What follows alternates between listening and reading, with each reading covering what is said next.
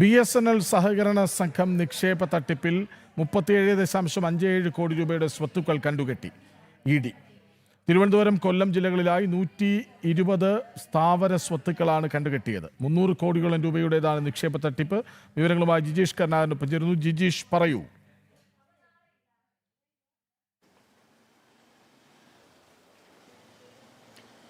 കൃഷ്ണരാജ്, വലിയ ഒരു സാമ്പത്തിക തട്ടിപ്പുമായി ബന്ധപ്പെട്ട അന്വേഷണം തന്നെയായിരുന്നു നേരത്തെ ക്രൈംബ്രാഞ്ച് അടക്കം ഏറ്റെടുത്ത കേസിനെ തുടർന്ന് അതേ FIRന്റെ അടിസ്ഥാനത്തിൽ എൻഫോഴ്സ്മെന്റ് ഡയറക്ടറേറ്റ് കേസ് അന്വേഷണത്തിലേക്ക് കടക്കുകയും അതിന്റെ തുടർ നടപടികളുടെ ഭാഗമായി ഇപ്പോൾ സ്വത്തുക്കൾ കണ്ടുകെട്ടുന്ന ഘട്ടത്തിലേക്ക് എത്തുകയും ചെയ്തിരിക്കുന്നത്. 37.59 കോടി രൂപയുടെ സ്ഥാവര ജംഗമ സ്വത്തുക്കളാണ് നിലവിൽ എൻഫോഴ്സ്മെന്റ് ഡയറക്ടറേറ്റ് കണ്ടുകെട്ടിയിട്ടുള്ളത്. ഇത് 16 പ്രതികളുടേതായി 120 സ്ഥലങ്ങളിലായുള്ള സ്വത്തുക്കളാണ്. അത് കൊല്ലം, തിരുവനന്തപുരം ജില്ലകളിലുള്ള സ്വത്തുവകൾ അടക്കമാണ് നിലവിൽ കണ്ടുകെട്ടിയിട്ടുള്ളത്. മാത്രമല്ല, ഇതുമായി ബന്ധപ്പെട്ടുകൊണ്ട് കണ്ടുകെട്ടിയ സ്വത്തുക്കൾ, താൽക്കാലികമായി കണ്ടുകെട്ടിയ സ്വത്തുവകകൾ പിന്നീട് ക്രയവിക്രയം നടത്താനുള്ള സാധ്യത മുന്നിൽ കണ്ടുകൊണ്ട് ഈ റവന്യൂ വകുപ്പിനും ഒപ്പം തന്നെ ബന്ധപ്പെട്ട സബ് രജിസ്ട്രാർ ഓഫീസുകളിലും എല്ലാം തന്നെ എൻഫോഴ്സ്മെന്റ് ഡയറക്ടറേറ്റ് ഈ കണ്ടുകെട്ടൽ ഉത്തരവിന്റെ പകർപ്പുകൾ കൈമാറുകയും ചെയ്തിട്ടുണ്ട് എന്നാണ് എൻഫോഴ്സ്മെന്റ് ഡയറക്ടറേറ്റ് വ്യക്തമാക്കുന്നത്. 300 കോടിയിലധികം രൂപയുടെ വലിയ ക്രമക്കേടാണ് നടന്നിരിക്കുന്നത്. നിക്ഷേപകരുടെ പണം വ്യാജ ലെറ്റർ ഹെഡുകൾ ഉപയോഗിച്ചും വ്യാജ രേഖകൾ ഉപയോഗിച്ചുമാണ് മുൻ ഭരണസമിതി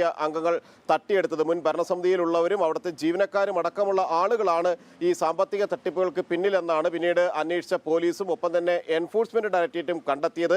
നേരത്തെ പോലീസ് ഈ കേസുമായി ബന്ധപ്പെട്ട് ബഡ്സ് ആക്ട് പ്രകാരം സ്വത്തുക്കൾ കണ്ടുകെട്ടിയിരുന്നു. എന്നാൽ ബഡ്സ് ആക്ട് പ്രകാരം സ്വത്തുക്കൾ കണ്ടുകെട്ടിയതിലെ ചില നിയമപ്രശ്നങ്ങൾ ചൂണ്ടിക്കാണിച്ച് പിന്നീട് കോടതി അത് റദ്ദാക്കി. അതോടുകൂടി നിക്ഷേപകർക്ക് തങ്ങളുടെ പണം തിരികെ കിട്ടാനുള്ള ഒരു സാധ്യതയായിരുന്നു ഇല്ലാതായത്. അത് വീണ്ടും ആ സാധ്യതകൾ ഉണ്ടാകുന്നു എന്നത് തന്നെയാണ് ഈ ഇപ്പോൾ എൻഫോഴ്സ്മെന്റ് ഡയറക്ടറേറ്റിന്റെ നടപടിയിലൂടെ വ്യക്തമാകുന്നത്. കാരണം ഈ സ്വത്തുക്കൾ, കണ്ടുകെട്ടിയ സ്വത്തുക്കൾ പിന്നീട് പൂർണ്ണമായും നടപടികൾ പൂർത്തിയാക്കിയ ശേഷം പണം നഷ്ടപ്പെട്ട ആളുകൾക്ക് തിരികെ നൽകുന്നത് അടക്കമുള്ള കാര്യങ്ങളിലേക്ക് അന്വേഷണ സംഘം കടക്കാറുണ്ട്. മുമ്പ് മറ്റ് കേസുകളിലും എൻഫോഴ്സ്മെന്റ് ഡയറക്ടറേറ്റ് അത്തരം നടപടികളിലേക്ക് കടന്നിരുന്നു. ഇങ്ങനെയുള്ള തുടർ നടപടികൾ കൂടി വൈകാതെ തന്നെ എൻഫോഴ്സ്മെന്റ് ഡയറക്ടറേറ്റിന്റെ ഭാഗത്തു നിന്ന് ഉണ്ടാവുകയും ചെയ്യും. കൃഷ്ണരാജ്. ശരി, ജിജീഷ് കർണാകരനാണ് വിവരങ്ങൾ നൽകിയത്.